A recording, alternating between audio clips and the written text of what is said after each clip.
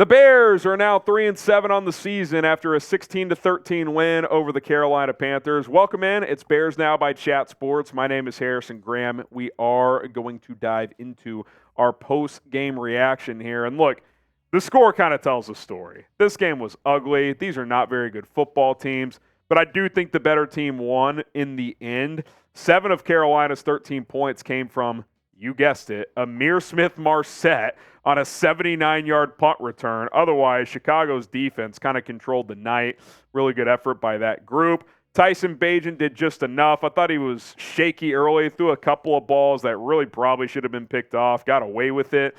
Finishes 20 of 33 for a $162. We can start there, then focus on some of the other storylines coming out of this one. And look, I think as time's gone on, we've seen the limitations more and more with Tyson Bagent, but I'll give him some credit. I thought he made a couple of key plays in the fourth quarter. I mean, obviously, I was shocked when Luke Getsy, I think it was, 3rd and 7, Panthers out of timeouts. There's about 1:25 left. If the Bears just hand the ball off, they can cut off about half the clock and punt with about 40 seconds left. And he trusted Bagent, threw the ball, completed it to Darnell Mooney for a gain of 8 or 9, and then it was victory formation time. I was shocked they did that. I would not have done that. I would have cut the clock in half, punted it deep, and made Carolina drive the field to get into field goal range. But he made that throw. He made several underneath throws.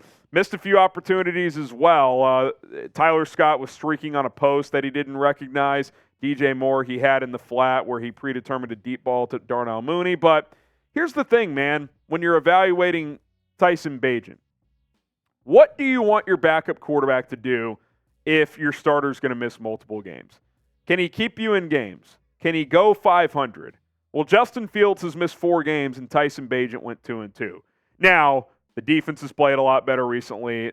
The 2 teams you beat were the Raiders when they were in a funk and the whole team hated Josh McDaniels and Brian Hoyer started, and a bad Carolina Panthers team. But hey, the schedule's the schedule. Tyson Bagent started 4 games and won 2 of them. In a normal season, or hopefully in the future a normal season where you're hoping to be playing for stuff, hey, your quarterback misses 2 games, you hope the backup can win 1. Keep you afloat. That is what Tyson Bagent's been able to do. So give him credit for that. I don't think he's a starter in this league, at least not right now. I think the arm strength questions are very real. I think he does put the ball in harm's way too often, but gets an undrafted free agent, man. He's gone 2-2 in the NFL as a Division II product. I'm going to give the kid his flowers. Good on him. Shout out to Tyson Bagent for filling in. I fully expect Justin Fields 10 days from now to start at Detroit. Who knows? If you can pull off an upset, you're 4-7 then. I mean, I'm not, you're a long way to go to do any damage this season. But to me, the rest of the season is about evaluating Justin Fields for the rest of the way. You only got 7 games left to evaluate him, and big decisions are coming for Ryan Poles. So kudos to Bagent. It's been an interesting ride here the last month, but I think Fields will be back next week. Grade Tyson Bagent's performance tonight, A, B, C, D, or F. C+, it was good enough to win. I don't think he was great by any means. I'm not sure he was even good, but I thought he made 3 or 4 nice throws tonight. Hit DJ Moore on kind of a back shoulder sideline throw. Hit Tyler Scott over the middle once. So solid, not great, not bad. Quality backup type of stuff for the most part for Tyson Bagent. Now, if Carolina squeezes a couple picks, it's a different story, but hey, you can't catch it for him. The Bears dropped 2 interceptions as well. Bears 16, Panthers 13. Some other storylines coming out of this one. Clearly, the Bears wanted to lean on the rushing attack, and I thought Carolina actually did a pretty decent job in stopping the Bears' run. I mean, Foreman grinded out 80 yards on 21 carries, 3.8 a tote. Did find the end zone, so Deontay Foreman continues to fill in well. Khalil Herbert was eligible to return from IR tonight. They did not activate him, so we'll see how that looks moving forward. I assume he'll be activated, so we'll see if he or Foreman's the starter. I do think Deontay has earned a role in this offense, whether it's in a starting role or a backup role.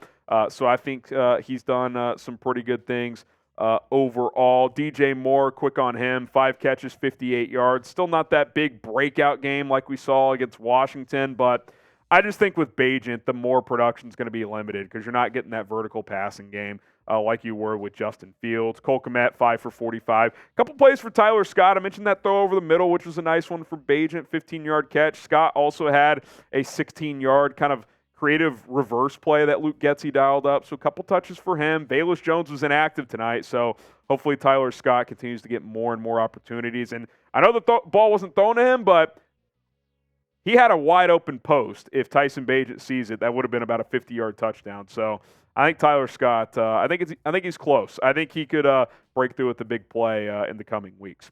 Tonight's postgame show is sponsored by Prize Picks. I was so close to cashing in on a 4-player entry tonight, but the beauty of Prize Picks and using our promo code CLNS at prizepicks.com/CLNS, I got an extra $100 to play with here tonight and moving forward because I used that promo code. I had Tyson Bagent on the passing yards. I thought he'd get to 200 or so. Did not. I hit less on Bryce Young. I hit more on Deontay Foreman rushing. I hit more on DJ Moore receiving.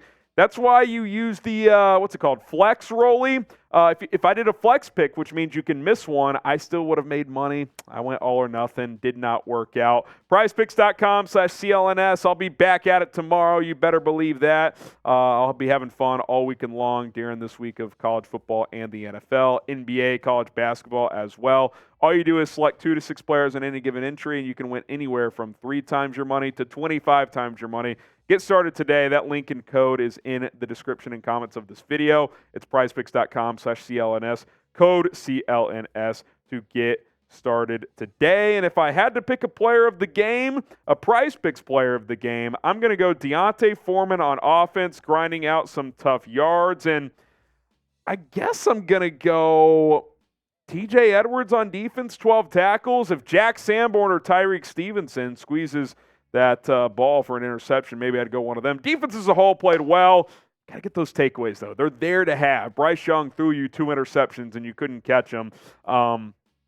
Look, I don't want to say I feel bad for another team's quarterback, but I kind of feel bad for Bryce Young. A lot of what I'm seeing in Carolina is what I saw last year with Chicago, where they just don't have the dudes right now. I mean, they don't have guys who can separate. Adam Thielen's a decent veteran receiver, but he's not creating any separation. It's got to be all underneath stuff. He had 6 catches for 42 yards. They don't run the ball at all. Miles Sanders is terrible. I mean, their biggest play tonight was from a guy named Mike Strachan off the practice squad. Never heard of him.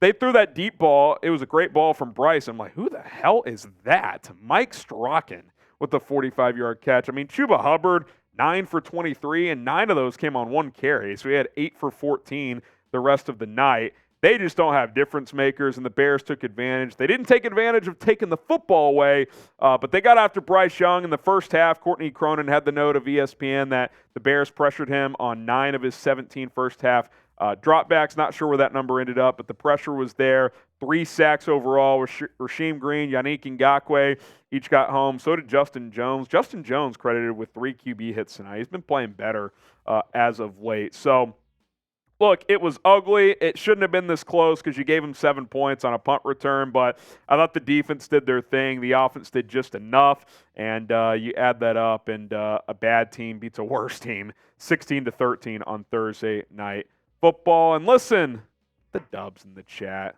It's always nice to win. It's always nice to win. Tonight was like a win-win scenario. Losing would have been ugly, losing to that bad team, but from a draft pick standpoint, you now have the number 1 pick. We'll see what happens with Arizona this weekend. The Bears' own pick is still top 5 at number 5, so we'll see where it goes from here, but Chicago is in a good position as we move forward. And hit that subscribe button. We're like less than 50 subs away, I think, from 79,000 here on the channel. So you could be the 79,000th subscriber if you hit that subscribe button. So appreciate all the love and support. Rolly and I really do appreciate that. Bear down. More videos to come this weekend.